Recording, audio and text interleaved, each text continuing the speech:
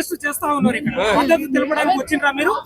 దేశంలో ఎడ్యుకేషన్ వ్యవస్థ ఎట్లా ఉందా? నిద్రావస్థలో ఉంది. నేను ఇప్పటి వరకు మన రాష్ట్రంలోనే అనుకున్నా, అన్ని రాష్ట్రాల్లో ఓవరాల్ గా దేశంలోనే చాలా కుట్రపూరిత వ్యవస్థ, అన్యాయమైన వ్యవస్థ నడుస్తుంది అంటే అది ఎడ్యుకేషన్ లోనే. ఎందుకంటే ఒక విద్యా వ్యవస్థ బాగుపడ్డప్పుడే ఆ దేశం గాని రాష్ట్రం గాని బాగుపడుతుంది. అలాంటిది విద్యా వ్యవస్థలోనే ఇన్ని లోపాలు జరుగుతున్నాయి.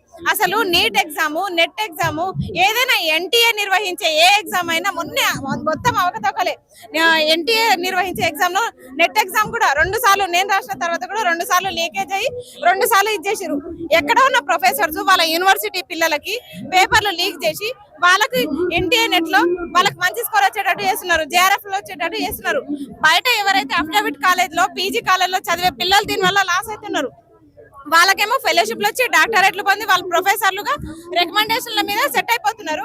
కానీ నిజంగా నిరుపేద విద్యార్థి ఎవరైతే కష్టపడి చదువుకుంటున్నారో, యూనివర్సిటీ కాకుండా బయట అఫిడవిట్ కాలేజ్ లో, సబ్ క్యాంపస్ లో చదువుకుంటున్నారు, వాళ్ళు లాస్ అయిపోతున్నారు.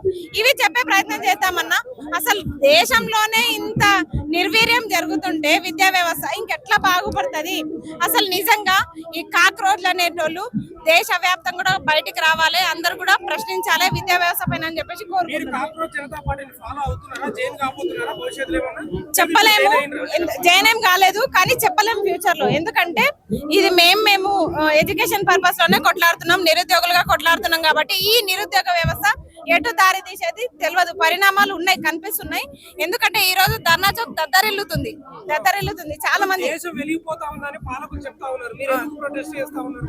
ఎందుకు చేయొద్దు? ఎక్కడ వెలిగిపోతుంది? ఎక్కడ మీ అవినీతిలో వెలిగిపోతుంది? కనీసం ఒక నిరుపేద విద్యార్థి చదువుకోవాలంటే లక్షల ఫీజులు వసూలు చేస్తున్నారు. ఈ రోజు విద్యా వ్యవస్థ బాగుపడాలంటే ఉచిత విద్యనివ్వండి. ఉచిత విద్యని ఇచ్చినప్పుడే కదా మేము బాగుపడతాము. ఉచిత విద్య లేదు, ఇప్పటికీ లేదు. మేము డబ్బులు కట్టే విద్యని కొనుక్కుంటున్నాం. ఇప్పటికీ సర్టిఫికెట్ల కోసం, ఉద్యోగాలు కూడా కొనుక్కునే పరిస్థితి ఉంది. కాబట్టి విద్య వెలుగుతుంది అనే సూత్రాలు చెప్పకండి. అధర్మ ప్రసాద్ గారు, మీరు ఇగోండి మేము చెప్తున్నాం కదా, వీళ్ళు అంబేద్కరిజాన్ని కావాలని వీళ్ళు భ్రష్టు పట్టిస్తున్నారు. రాజ్యాంగం చేతిలో పట్టుకుంటున్నారు. కుడి చేత్తో రాజ్యాంగం పట్టుకొని ఎడమ చేత్తో అవినీతి పాలు చేస్తున్నారు. ఇది చేస్తున్నారు. ఫస్ట్ పట్టుకున్న రాజ్యాంగాన్ని ఎవరైనా సరే చదివి మీరు దాన్ని ఇంప్లిమెంట్ చేయండి. అంతే తప్ప చేతిలో రాజ్యాంగం పట్టుకుంటారు, అసెంబ్లీలో పట్టుకుంటారు, ఎక్కడైనా పట్టుకుంటారు, బయటకు వచ్చి మళ్ళీ చేసే తప్పులు చేస్తున్నారు. ఏం చేస్తున్నారు? అసలు విద్యను నిర్వీర్యం చేస్తే మాత్రం ఊకుండే ప్రసక్తి లేదు.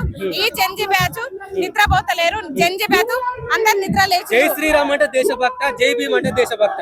జై భీమ్ అంటేనే దేశభక్తి. ఎందుకంటే జై శ్రీరామ్ అంటే కొంతమంది పరిమితం అవుతారు. ఎందుకంటే అక్కడ కూడా క్యాస్ట్ ఫీలింగ్ చూపిస్తారు. ఇప్పుడు నేను ఒక ముస్లిం అయినా జై శ్రీరామ్ అని కూడా అంటా కానీ ఒప్పుకుంటారా? నాకు లేని భేదం మీకెందుకు కనిపిస్తుంది? నేను స్కార్ఫ్ కప్పుకున్నంత మాత్రాన నన్ను పాకిస్తాన్ వెళ్ళిపో అనే ధైర్యం మీకు ఎక్కడిది? నేను భారతదేశంలో పుట్టినా, నేను భారతదేశంలో పెరిగినా. మీరు బయటకు వచ్చి కొట్లాడట్లే, కానీ అందరి కోసం మేము కొట్లాడుతున్నాం. అలాంటిదే నన్ను పాకిస్తాన్ అని ఎట్లా అంటారు? జై శ్రీరామ్ అనే దమ్ము నాకుంది. మీరు స్వీకరిస్తారా? ఆ దమ్ము మీకుందా? నేను జై శ్రీరామ్ అన్నా అది కూడా నాటకం కిందికేసి మీరేదో అపోహలు పెట్టిస్తారు.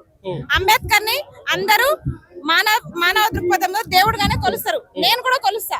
మరి అంబేద్కర్ ని కొలిసే మీరు జై శ్రీరామ్ అన్నప్పుడు ఎందుకు యాక్సెప్ట్ చేయరు? మాకు దేవుళ్ళైనా అంబేద్కర్ అయినా వేరు కాదు. మేము అందరినీ సమాన దృష్టితోనే చూస్తాము. అది హిందూ దేవుడా, ముస్లిం దేవుడా పక్కన పెడితే మాకందరు సమానమే.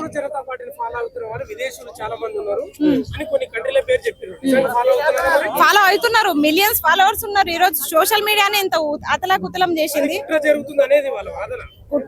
కుట్ర అని ఏం కాదు. ఎందుకంటే ఒక మనిషి ఫస్ట్ చిన్న స్టేజ్ నుంచే స్టార్ట్ అవుతారు. ఆయన వచ్చిన సోషల్ మీడియా ప్లాట్ఫామ్ అలాంటిది. ఆమ్ ఆద్మీ పార్టీ నుంచి వచ్చిరని చెప్తున్నారు. నేను యాక్సెప్ట్ చేస్తా. కానీ మాకు కూడా ఆ సందేహంలో ఇన్ని రోజులు ఆగినాం. కానీ ఇన్ని రోజులు సోషల్ మీడియాకే పరిమితమైన కాక్రోచ్ జనతా పార్టీ ఈ రోజు మొత్తం అన్ని రాష్ట్రాల పరంగా ఫిజికల్ గా కూడా వ్యాపించింది. ఈ రోజు అందరు కూడా వచ్చి డైరెక్ట్ గానే పాల్గొనేటట్టు ఈ ధర్నా చౌక్లు కూడా నిండిపోతున్నాయి. కాక్రోచ్ జనతా పార్టీ ప్రజల్లోకి కూడా వ్యాపిస్తుంది. సంబంధించిన సిద్ధాంతాలను మీరు వ్యతిరేకిస్తున్నారా? ఇప్పుడు వ్యవస్థను వ్యతిరేకిస్తున్నారా? ఎవరిని? ప్రభుత్వానికి సంబంధించిన సిద్ధాంతాలను వ్యతిరేకిస్తున్నారా? వ్యవస్థనే వ్యతిరేకిస్తున్నారా? నేను వ్యవస్థనే వ్యతిరేకిస్తున్నా. ఎందుకంటే ఏ పార్టీ వచ్చినా వ్యవస్థ మారట్లేదు. ఏ పార్టీ వచ్చినా వాళ్ళు మమ్మల్ని ఇబ్బందులు పెడతా ఉన్నారు, మమ్మల్ని విద్యార్థుల్ని ఇట్లా నడి రోడ్డు మీద నిలబెడుతున్నారు.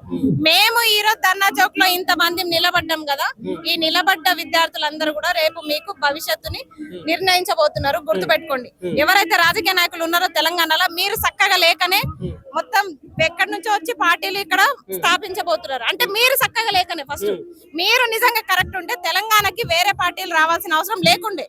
ఈ రోజు వేరే ఎక్కడో దేశవ్యాప్తంగా ఒక సోషల్ మీడియా ప్లాట్ఫామ్ పరంగా వచ్చిన కాక్రోచ్ జనతా పార్టీ వస్తుందంటే అది మీ అసహనతం, మీ చేతగానితనమే. ఇక్కడున్న మీరు కాక్రోచ్లు అయి ఉడతా ఉంటే బీజేపీ పార్టీ వాళ్ళు హిట్ పట్టుకొని రెడీ ఉన్నారు చంపేయడానికి అని చెప్పేసి బయట ఒక పెద్ద వాదన వినిపిస్తుంది. ఈ కాక్రోచ్లు ఈ రోజు కాక్రోచ్లే, రేపు పులులు అవుతారు, సింహాలు అవుతారు, శివంగులు అవుతారు. పట్టుకో ఎంత మందిని పట్టుకుంటావు, ఒక్క కాక్రోచ్ అంటే హిట్ కొట్టి ఆపుతావు. ఆ హిట్ ఎంతసేపు ఉంటది, ఆ మంద అయిపోయేంత వరకే కొడతావు. కానీ కాక్రోచ్లు తక్కువ లేరు కదా, 10-20 లేవు, దేశవ్యాప్తంగా మిలియన్స్ ఉన్నాయి. నీ మిలియన్స్ ఫాలోవర్స్ కి నువ్వు ఒక్క హిట్ కొడితే చచ్చిపోతారా? హిట్ అనేది మత్తునే కలిగిస్తుంది, చంపేయలేదు. అది కూడా గుర్తుపెట్టు. భయపడుతున్నారా ప్రభుత్వాలను? భయపెడుతున్నాం కాదు, చూస్తున్నాం కదా. ధర్నా చౌక్ చూడండి, ఇక్కడ పార్టీలను పక్కన పెడితే యూత్, ఈ జంజీ బ్యాచ్, ఈ బొద్దింకలు ఎంత ఇక్కడ గుమిగూడినాయి అది చూడండి అని చెప్తున్నాం. ఖచ్చితంగా భయపడాలి. ఎందుకంటే ఈ రోజు తెలంగాణలో ఈ రోజు కాక్రోచ్ జనతా పార్టీ ఒక ధర్నా నిర్వహించారు కాబట్టి నేను ఒకటే చెప్తున్నా, ఇక్కడి ప్రభుత్వాలకి మీరు చూస్తున్నారు కదా, సిగ్గు తెచ్చుకోండి ఇప్పటికన్నా. ఎందుకంటే మనమే కొట్టుకొని వస్తున్నాము, మీరు చక్కగా చేసింటే ఈ రోజు ఈ పరిస్థితి రాకుండే. ఇప్పటికైనా సిగ్గు శరం తెచ్చుకొని విద్యార్థులకి, నిరుద్యోగులకి న్యాయం చేయండి. ఇంకో విషయం ఏంటంటే, ఇక్కడ నాకు ఒక విచిత్రం కనిపించింది. ఆకునూరు మురళి సార్ కనిపించింది. ఇదెక్కడ విచిత్రం? ఈ 2.5 సంవత్సరాలు మమ్మల్ని పీడించుకోదని ఈ రోజు నిజంగా నేను బతికున్నా అన్నట్టు వచ్చి కనిపించారు ఆయన. మరి ఇప్పటికైనా మీరు నిరుద్యోగులకి మద్దతుగా ఇక్కడ ధర్నా చౌక్ లో వచ్చిర్రు, మీరు మళ్ళీ కూడా లైబ్రరీలకి ఎప్పటిలాగే అన్ని సందర్శించి మళ్ళీ కూడా నిరుద్యోగుల ఉద్యమాల్లో మీరు భాగస్వామ్యం అవ్వాలని చెప్పేసి ఆకునూరు మురళి సార్ని నేను హెచ్చరిస్తున్నా. ఈ ప్రొటెస్ట్ గల కారణం ఏంటంటే, యువతలో స్పృహ వచ్చింది అని చెప్పటానికి మేజర్ ఇదొక నిదర్శనం. యువతలో ప్రశ్నించే కాన్షియస్ స్పార్క్ ఆఫ్ స్పృహ అనేది వచ్చింది. దానికి కారణం ఇదే. ఈ దేశంలో అనేక సమస్యలు ఉన్నాయి. పేపర్ లీక్ అనేది మేము ఎత్తుకున్న ఒక ముద్ద మాత్రమే. అనేక వేల సమస్యలు ఉన్నాయి. ఈ రోజు ఏదో కాక్రోచ్ జనతా పార్టీ అనేది యువతలో ఈ చైతన్యం అనేది ఒక ఆవేశం మాత్రమే, ఆ ఆవేశం కొన్ని రోజులైనా తగ్గిపోద్ది మాత్రం అనుకుంటే తప్పు. ఎందుకంటే ఈ రోజున యువతకి అనేక సిద్ధాంతాలు, అనేక పార్టీలు ఉండొచ్చు, కానీ ప్రశ్నించే చైతన్యం, ఆలోచిస్తున్నామని చెప్పడానికి అది నిదర్శనం. వ్యవస్థలో లోపం మొదలైనప్పుడు కాదు, వ్యవస్థలో లోపం ఉన్నప్పుడే కదా ప్రశ్నించాలి. వ్యవస్థలో లోపం ఉంది, అది మేము ఎంచుకున్న ప్రభుత్వం అనేది పని చేయనప్పుడే మేము ప్రశ్నిస్తాం. ఇప్పుడు భారత రాజ్యాంగం ఏం చెప్తుంది? మేము వ్యవస్థలో ఉన్న సమస్యల్ని పరిష్కరించడానికి అంబేద్కర్ ఓటు ఇస్తే ఆ ఓటు ద్వారా ఒక ప్రభుత్వాన్ని ఎన్నుకున్నాం. ఆ ఎన్నుకున్న ప్రభుత్వం పని చేయనప్పుడు యువత ప్రశ్నిస్తుంది, ఆ ప్రభుత్వాలు ఫెయిల్ అయినప్పుడు యువత ప్రశ్నించింది. ఇంకోటి ఏంటంటే, ఈ యువత మూలాల్లోకి వెళ్ళింది. దీనికి అన్నిటికీ కారణం కరప్షన్. కానీ కరప్షన్ ఎందుకు జరుగుతుందంటే, ఆ కరప్షన్ చేసే సిద్ధాంతం ఆ పాలించే వ్యక్తిలో ఉన్నప్పుడు. అంటే ఒక రేపిస్టిక్ కూడా ఒక ఐడియాలజీ ఉంటుంది, అలానే కరప్షన్ చేసే వాళ్ళు అందరికి కూడా ఒక సిద్ధాంతం ఉంటుంది. రూట్లే when the roots are poisonous, fruit will be also poisonous. కాబట్టి ఈ రోజున ఈ భారతదేశంలో 2 పోరాటాలు జరిగినాయి. విద్య అందరికీ రావాలని బుద్ధుడి నుంచి పోరాటం, విద్య కొంతమందికే పోవాలని పోరాటం. ఈ విద్య అందరికీ రావాలన్న పోరాటంలో బుద్ధుడు, పూలే, అంబేద్కర్, కాన్షీరామ్ వీళ్ళందరూ పోరాడుతున్న ఆ సిద్ధాంతాలను ఇప్పుడు మేము ఎంచుకొని ఈ సిద్ధాంతాలు ఉన్న వ్యక్తులే పాలించాలని మాకు ఇప్పుడు ఒక నిర్ణయానికి వచ్చినాం. ఈ రోజున యువత అనేక సిద్ధాంతాలు ఉన్నారు. ఇది ఒక కల్చరల్ మూవ్మెంట్ అవుతుంది, ఇది ఒక కౌంటర్ కల్చర్ అవుతుంది. ఆ కౌంటర్ కల్చర్ తో మేము కౌంటర్ ఫిలసాఫికల్ సిద్ధాంతాన్ని మొదలుపెట్టి ఇది రాజకీయంగా మారి సిద్ధాంతాలతో దేశాన్ని పరిపాలించే అవకాశాలు ఉంటాయా? సిద్ధాంతాలతోనే పరిపాలించాలి, ఒక ఉన్నతమైన సిద్ధాంతాలతోనే పరిపాలించాలి. ఈ రోజున ఆర్ఎస్ఎస్ బ్రాహ్మణ సిద్ధాంతంతో కదా బీజేపీ పరిపాలించేది. కాబట్టి వాళ్ళు ఒక బ్రాహ్మణ సిద్ధాంతంతో ఈ ప్రభుత్వాన్ని పరిపాలించినప్పుడు దానికి కౌంటర్ సిద్ధాంతమైన అంబేద్కర్ సిద్ధాంతంతో యువతలో వెళ్ళి ఆ యువత పరిపాలించాలని కోరుకుంటున్నాం. సిద్ధాంతాలతోనే దేశాలు పరిపాలన జరుగుతాయి, కానీ అది మనుషుల్ని గౌరవించే సిద్ధాంతమా, మానవత్వం ఉండే సిద్ధాంతమా అనేది పాయింట్. ఈ రోజున భారతదేశానికి మీ పోరాటం గవర్నమెంట్ మీదనా వ్యవస్థల మీదనా? సిద్ధాంతాలు అన్నప్పుడు వ్యవస్థల మీద ఉండాలి, కానీ గవర్నమెంట్ సిద్ధాంతాలు అనేవి ఆ మానవత్వ సిద్ధాంతానికి వ్యతిరేకంగా ప్రతి దాని మీద ఉంటుంది. అల్టిమేట్ గా గవర్నమెంట్ అనేది ప్రజల ద్వారా ఎన్నుకోబడ్డ ప్రభుత్వాలే ఇన్స్టిట్యూషన్స్ పరిపాలించాలి. Doctor Babasaheb Ambedkar institution perfect గా పనిచేయడానికి అనేక రూల్స్ అండ్ రెగ్యులేషన్స్ పెట్టారు. అయినా కానీ ఇన్స్టిట్యూషన్స్ ఎందుకు ఫెయిల్ అవుతున్నాయి? పాలించే వ్యక్తుల సిద్ధాంతం తప్పుంది. ఈ రోజున భారతదేశానికి కావాల్సిన సిద్ధాంతం ఇది.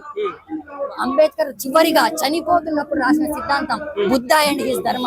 ఆ బుద్ధుడు ధర్మంతో యువత వాళ్ళ శరీరాలు వేరైనా సిద్ధాంతం ఒకటి చేసుకొని రాజ్యాంగం వైపు వెళ్తున్నారు. కాంచీరాని ఇన్స్పిరేషన్ గా తీసుకొని, పూలేని ఇన్స్పిరేషన్ గా తీసుకొని రాజ్యం వెళ్ళి ఇక మీకు వల్ల చేత కాదు, మేము పాలించుకుంటాం, అంబేద్కర్ మాకు ఇచ్చిన ఓటుతో మేము పాలించుకుంటాం. ఒకటి మాత్రం నిజమే, యువతలో అనేక సిద్ధాంతాలు ఉన్నాయి. కానీ సిద్ధాంతాలు అంటున్నారు, యువత జై శ్రీరామ్ అంటుంది. ఏంది ఈ డిఫరెంట్ ఏంటి? చావేదో బతుకేదో తెలిసినప్పుడు యువత చావు ఎంచుకోదు, బతుకుని ఎంచుకున్నది. ఈ రోజున నిజమే, మా యువతలు మాలో కొంతమంది మా సోదరులు తప్పుదారిన పోయారు. మా సోదరు జై శ్రీరామ్ అంటే తప్పుదారిన వేరంట. జై శ్రీరామ్ అంటే తప్పుదారి. ఆ జై శ్రీరామ్ వెనుక మానవత్వం ఉందా క్రూరత్వం ఉందో తెలుసుకోలేకపోతున్నారు అంటున్నా. జై శ్రీరామ్ అంటే తప్పు కాదు, కానీ ఆ సిద్ధాంతాల వెనుక ఏ క్రూరత్వం ఉందో తెలుసుకోలేకపోతున్నారు. కాబట్టి అలా కళ్ళు మూసపోయిన మా సోదరులు మేము కళ్ళు తెరిపించుకొని మేము భారత రాజ్యాంగాన్ని చేతిలో పెట్టుకొని పోరాటం చేస్తాం తప్ప కత్తులు చేతిలో పెట్టుకొని కాదు. రక్తపు చుక్క బీజేపీ పార్టీ భారత రాజ్యాంగాన్ని కాల రాస్తుందని మీ ఉద్దేశం? బీజేపీ పార్టీ కాల రాయకపోతే బీజేపీ పార్టీ భారత రాజ్యాంగాన్ని పాటిస్తే ఇలా ఉండదు, ఇలా ఇన్స్టిట్యూషన్ సపోర్ట్ జరగదు. విద్య కొంతమంది చేతుల్లో ఉండాల్సిన పాలన అలాంటి ఇంటెంట్ కనపడదు. భారత రాజ్యాంగాన్ని వాళ్ళు అవమానిస్తున్నారని అనేకమైన రోజు ఎందుకు చచ్చిపోతారండి? కాదండి, ఒక వ్యవస్థలో లోపం జరిగితే ప్రభుత్వాన్ని నిందించడం కరెక్టేనా? వ్యవస్థ ఒక నీట్ పేపర్ లీకేజ్ అయితే మొత్తం ప్రభుత్వాన్ని తప్పుదో పట్టించడం కరెక్టేనా? ప్రభుత్వాన్ని మేజర్ గా ఇక్కడ ఉన్న పిల్లలందరూ మేము ఏమడుగుతున్నాం? అకౌంటబిలిటీ అంటే మేము ఓట్లేస్తే గెలిచిన ప్రభుత్వం తప్పు జరిగితే తప్పుని డెమోక్రసీ అంటే తప్పుని సరిదిద్దుకోవటం, తప్పు జరిగితే ఒప్పుకోవటం. అకౌంటబిలిటీ లేనప్పుడు, డిక్టేటర్షిప్ గా మారినప్పుడు, ఇంకా ఇది భారత రాజ్యాంగం రానప్పుడు బ్రాహ్మణికల పాలనే, రాజుల పాలనే, దొరల పాలనే అనుకున్న ప్రభుత్వం కాబట్టి మేము చెప్తున్నాం ఇది ఇంకా మను సిద్ధాంతాలతో పాలించట్లేదు. దేశం భారత రాజ్యాంగంతో జరుగుతుంది. కాబట్టి ఇక మీరు భారత రాజ్యాంగాన్ని మీ శరీరంలో లేనప్పుడు, భారత రాజ్యాన్ని గౌరవించినప్పుడు మీ పాలన వద్దు అని అంటున్నాం. సో బీజేపీ పార్టీ రెడీ ఉంది హిట్ కొట్టడానికి, కాంగ్రెస్ జనతా పార్టీ కానీ బయట చర్చ జరుగుతుంది. సార్, కాలం నిర్ణయిస్తుంది. ఈ రోజున ఎంచుకున్న ఈ స్పృహ అనేది మీకు ఎక్కడ దాకా వెళ్తుందో కాలం నిర్ణయిస్తుంది. ఇలా అనొచ్చు ఇది ఆవేశం మాత్రమే, ఇది తగ్గిపోద్దని, కానీ మీరు చూస్తా ఉండండి వీళ్ళందరూ అంబేద్కర్ ఏం చేయగలుగుతారు? జెన్జీ ఏం చేయగలుగుతారు? ఏమైతుంది? మొన్న ఢిల్లీలో చూసారు ఏం జరిగిందో. ఈ రోజు ఇప్పుడు హైదరాబాద్ లో చూస్తున్నారు, రేపు పొద్దున పార్లమెంట్ లో చూస్తారు, అసెంబ్లీలో చూస్తారు. ఇక్కడ ఉన్న ప్రతి వ్యక్తి శరీరాల పైన అంబేద్కర్ రాజ్యం వెళ్తారు. అది చేయగలరు. చూడండి, ఈ రోజున ఇది మొదటి అడుగు మాత్రమే. వీళ్ళందరిలో ఇప్పుడు ప్రతి వాళ్ళ చేతిలో రాజ్యాంగం పట్టుకున్నారు. ఈ పుస్తకాల్ని వాళ్ళ శరీరాల్లోకి ఎక్కించుకొని మెదడులోనే కరప్షన్ లేనప్పుడు మేము పాలిస్తే వ్యవస్థలో కరప్షన్ జరగదు. కాబట్టి అంబేద్కర్లమే పాలిస్తామంటున్నాం. దాదాపు ఇక్కడ ఎవరు అంబేద్కర్ సిద్ధాంతాన్ని కాదు, మనువాద సిద్ధాంతాన్ని కాలద్రోవడానికి వచ్చినట్టు ఉన్నారు అని చెప్పేసి మాట్లాడుతున్నారు. మనువాద సిద్ధాంతాన్ని కాలదోరడం అంటేనే అంబేద్కర్ని పట్టుకోవటం. అంబేద్కర్ని పట్టుకోవటం అంటే ఈ దేశంలో రెండే ఉన్నాయి: మనువాద సిద్ధాంతం, వర్ణ వ్యవస్థ. అంబేద్కర్ మనిషిని ప్రేమించే సిద్ధాంతం, మనిషిని కింద ఊరి వైపు నెట్టే సిద్ధాంతం. ఈ రెండు సిద్ధాంతాల్లో ఏ సిద్ధాంతంకి వెళ్ళి ఉన్నారో ప్రతి ప్రభుత్వం చెప్పాలి. బీజేపీ ప్రభుత్వమే కాదు, కాంగ్రెస్ ప్రభుత్వం కూడా చెప్పాలి. రాహుల్ గాంధీ గారు భారత రాజ్యాంగాన్ని చేతిలో పట్టుకొని తిరగటమే కాదు, రాహుల్ గాంధీ గారు పొద్దున్న లేస్తే పార్లమెంట్ లో భారత రాజ్యాంగాన్ని పట్టుకొని తిరగటమే కాదు, ఈ రోజున తెలంగాణలో ఖమ్మం జిల్లాలో వెలుగుమట్లలో భారత రాజ్యాంగానికి వ్యతిరేకంగా రైట్ టు లివ్, బతికే హక్కు లేకుండా పేదలు ఇల్లు కూల్చారు. కాబట్టి భారత రాజ్యాంగం పట్టుకుంటే సరిపోదు, దాని శరీరంలో మనసులోకి ఎక్కించుకోవాలని అటు ప్రతిపక్షాన్ని అధికార పక్షాన్ని అంబేద్కర్ సిద్ధాంతం అంటున్నారు. కుల వివక్షలు ఉన్నాయా? మత వివక్షలు ఉన్నాయా? ఖచ్చితంగా ఉన్నాయి. ఈ రోజున బహుజనులకి రాజ్యాధికారం ఉందా? ఎమ్మెల్యేలు, ఎంపీలు వాళ్ళ పర్సంటేజ్ ఎంత? అంబేద్కర్ ఒకటే పోరాటం మొత్తం, నేనెంత, నా పర్సంటేజ్ ఎంత? ఈ రోజున మేడ్ ఇన్ ఇండియా అంటున్నారు, స్టార్ట్అప్ ఇండియా అంటున్నారు, అందులో దళితుల పర్సంటేజ్ ఎంత? బహుజనుల పర్సంటేజ్ ఎంత? ఎంతమంది బహుజన పిల్లలు సీఈఓలు అవుతున్నారు? ఎంతమంది దళిత పిల్లలు సీఈఓలు అవుతున్నారు? ఎక్కడ చూసుకున్నా ఈ రోజున ప్రైవేట్ కాలేజీలో, ప్రతి ప్రైవేట్ కాలేజీలో మేమెంత అని అడుగుతున్నాం. ఖచ్చితంగా ఉంది. వివేచత లేకపోతే రోహిత్ వేముల ఎందుకు చచ్చిపోతాడండి? ఎంతమంది చచ్చిపోతున్నారు? ఇక నుంచి రోహిత్ వేముల చచ్చిపోరు. ఇక నుంచి రోహిత్ వేముల లాంటి వాళ్ళు రాజ్యాంగం పట్టుకొని రాజకీయం చేస్తారు. అంబేద్కర్ పోరాటం అంటే చచ్చిపోవటం కాదు. అంబేద్కర్ అంటే యుద్ధం. అంబేద్కర్ అంటే కాన్స్టిట్యూషనల్ యుద్ధం. కాబట్టి రాజ్యాంగ యుద్ధం చేస్తాం, రాజకీయం చేస్తాం ఇక నుంచి యువత. ఇప్పటి వరకు దగ్గర దగ్గర మోర్ దెన్ 4-5 లీక్స్ అయినాయి exam 2024 NEET leak, SSC CGL leak, ఇంకా మొన్న ఎస్ఎస్సి జీబీ ఎగ్జామ్, బీఆర్ లైన్ ఎగ్జామ్, అవన్నీ లీక్స్ అవుతున్నాయి. అందుకే ఆయనకి కరెక్ట్ చేయడానికి వస్తలేదు మినిస్ట్రీ. అందుకే ఆయన కోసం రిజిగ్నేషన్ అడగడానికి అంత ప్రొటెస్ట్. రిజైన్ చేయకపోవడానికి కారణం ఏంటి? ఆయనని బీజేపీ ఎందుకు ఇట్లా పట్టుకుంటుందంటే ఆయన ఒడిశాలో మెయిన్ పార్టీ మెంబర్. ఆయన ఉండడం వల్ల వెస్ట్ బెంగాల్ ఇంకా ఒడిశా ఈ 2 ఎలక్షన్స్ వల్ల ఫరక్ పడుతుంది. ఆయన ఉంటే ఓట్లు పడతాయి, బీజేపీ పేరు మీద ఓట్లు పడతాయి. అందుకని ఆయన ఎంత అడిగినా ఆయనని రిజైన్ చేస్తలేరు. ఎంతమంది అడిగినా, ఎంతమంది చచ్చిపోయినా. ఇది మెయిన్ రీజన్. ఇప్పుడు పిల్లల జీవితాల కంటే ఓట్లే ముఖ్యమా? ఫ్రాంక్ గా మాట్లాడుకుంటే ఏ పొలిటికల్ పార్టీకైనా వాళ్ళ ఓట్ల కంటే ఏది ఎక్కువ కాదు. వాళ్ళు పవర్లు ఉండాలి, అదే ఫస్ట్ ఉండాలి. అది మెయిన్ ఏ పార్టీకైనా. సో అందుకని వాళ్ళు ఎవరు చనిపోయిన వాళ్ళకి ఫరక్ పడదు. ఫరక్ పడుతుంది అంటే ఎక్కువ మంది ఆడిపోతే పడుతుంది, 5-10 మంది ఆడిపోతే ఎక్కువ ఫరక్ పడదు. సో దీని వల్ల వాళ్ళకి ఓట్లే ఎక్కువ అంట నేనైతే. ఇప్పుడు జెన్జీ యువత ఎందుకు మార్పు కోరుకుంటుందా? దేశంలో ఏం మార్పు కోరుకుంటుంది? జెన్జీ యువత మార్పు ఏం కోరుకుంటుంది అంటే ప్రజలందరూ కరెక్ట్ ఉండాలి. పొలిటికల్ పార్టీస్ మన కోసం పనిచేయాలి, మనం వాళ్ళ కోసం పనిచేయడం కాదు. సో ఇది జెన్జీ కోరుకుంటుంది. ప్లస్ జెన్జీకి ఏం కావాలంటే మంచి పొలిటీషియన్స్ కావాలి, మంచి రూల్స్ అండ్ రెగ్యులేషన్స్ ఫాలో అయ్యే పోలీసులు అందరూ కావాలి. కరప్షన్ అంతా జరిగిన వల్ల మొత్తం అందరికి విసుకొచ్చేసింది. ఇది మెయిన్.